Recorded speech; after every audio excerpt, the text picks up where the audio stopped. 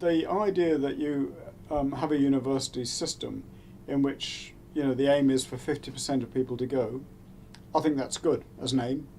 But the question is, who's going to pay for it? And how is it going to be related to the traditional and important things that universities used to be able to offer? If we think that it's just about the economy, then that's a very limited and instrumental view of what a university should be about. That's very clear. However, having said that, then there's also the question of who's to pay and how they're going to pay. And for that, the only way that that is possible for 50% of the population is if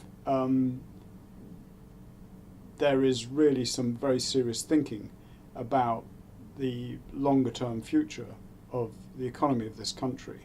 And that thinking has only just, if at all, begun. In order to do that, you need some kind of industrial policy. The idea that the magic of the market will play out its wonders if only people are well educated or well skilled just is a fantasy. Graduates in this country, unless they're doing particular face-to-face work, are competing with graduates across the globe.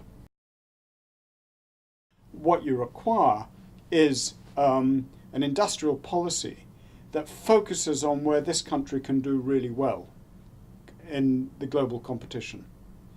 Because the market isn't going to do it. The market's landed us in this situation. And when you look at the countries that are very successful, so in Europe, Germany, some of the Scandinavian countries, and in East Asia, Korea, Singapore, and now China, they all have industrial policies. They've never left it to the market. There's kind of, again, an imaginary about all these, if we get all these people who are doing some kind of vocational education and apprenticeship, then they will be fine. Well, no, they won't be fine, because the jobs aren't there for them either. So great idea to have apprenticeships which are proper. We haven't had them in this country for a very, very long time. There's no tradition of serious training of intermediately skilled people.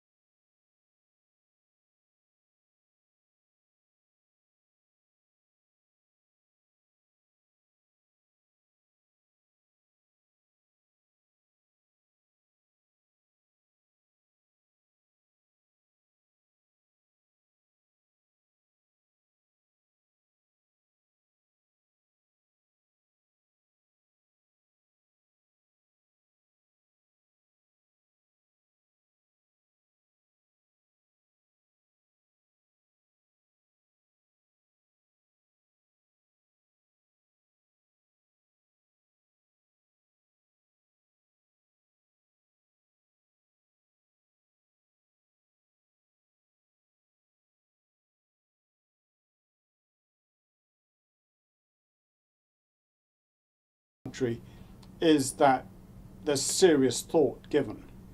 The problem is that we have de-skilled government officials for whom that serious thought needs to be given,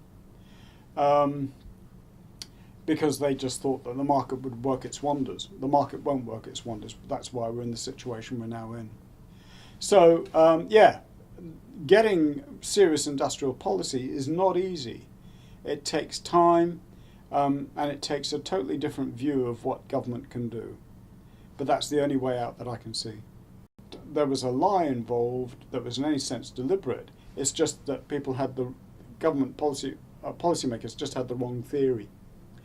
And when you think about Greenspan in America, when he was asked, the guy that was the chief guru, economic guru there, when he was asked by Congress what happened, he said, I had the wrong theory.